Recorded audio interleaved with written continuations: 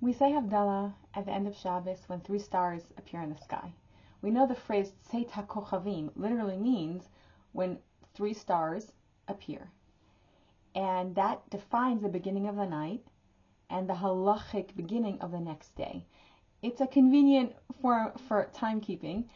And what's interesting is that the first time we have the idea of counting stars isn't in the Shulchan Aruch or in the Gemara, but it's in a well-known scene in Breshit, in Perek Vav, when Avraham is taken outside and Hashem tells him to look at the stars. And he says, if you are able to count them, ko yeh zarecha, so shall your offspring be. And the wording is strange. How will your offspring be? What does this mean? What's the bracha? What is Hashem telling Avraham?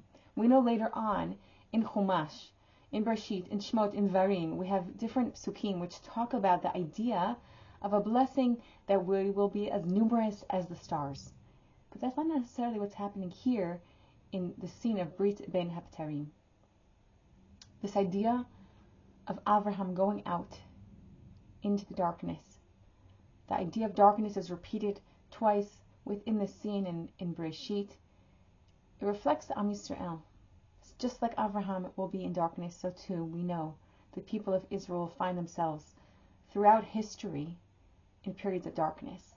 And just as Avraham counts stars, which are only visible in the black night, so too his descendants are going to be asked to do the same, to find light in the dark. It's not just a convenient halachic tool to find the stars, and it's not just a catchphrase, but it's a secret power of Am Yisrael. To find Hashem, even in times of Hester Panim, when Hashem's face is hidden, so to speak, light will still emerge. We know this is a theme throughout the Megillah, the story of Megillat Esther. The word Esther means hidden, and the word Megillah means scroll, but it also means to reveal, from the word legalot.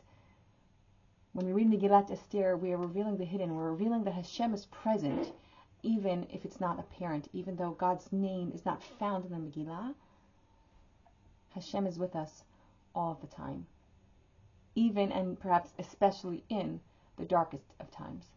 Ko yeh zarecha, so shall your offspring be, able to discern light in the darkness. Esther herself, her name perhaps is derived from Istaher, a star. Her name is a star.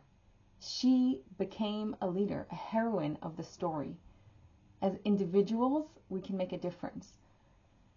Esther showed her deep personal commitment to keeping her life as a Jew.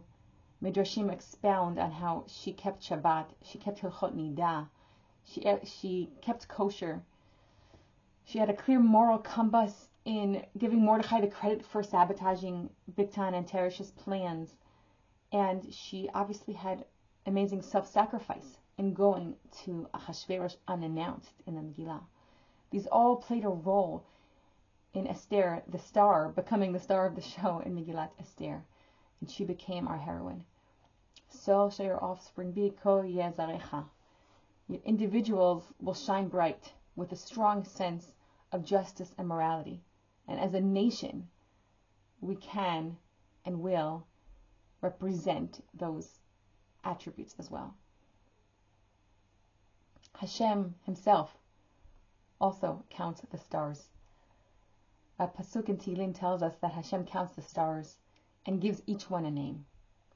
Rabbi Jonathan Sachs on Parshat Naso, talking about the census, he says how Hashem even gives stars their names.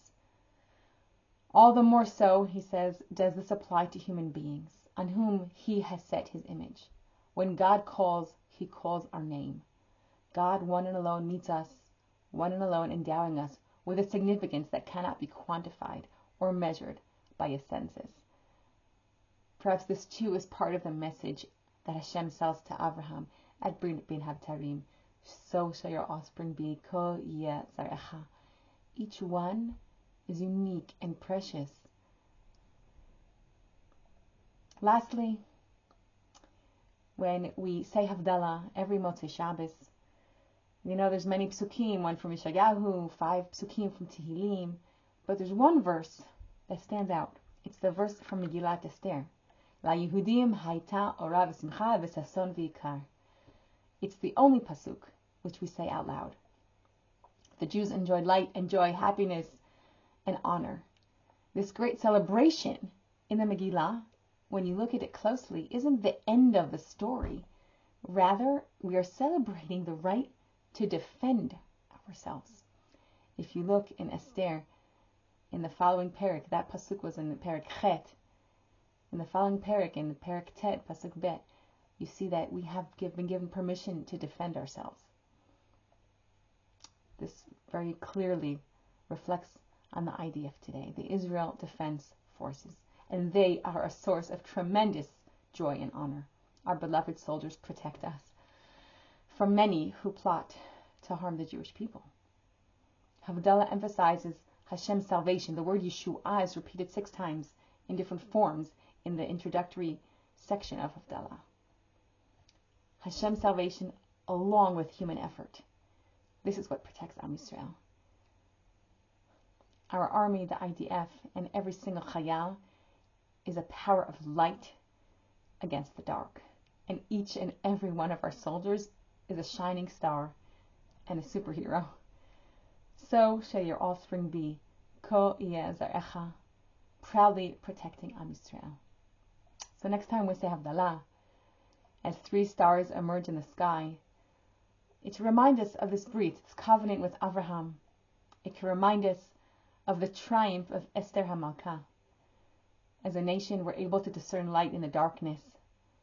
We can shine brightly with our sense of justice and morality. And we are truly living among heroes, daily in Am Yisrael.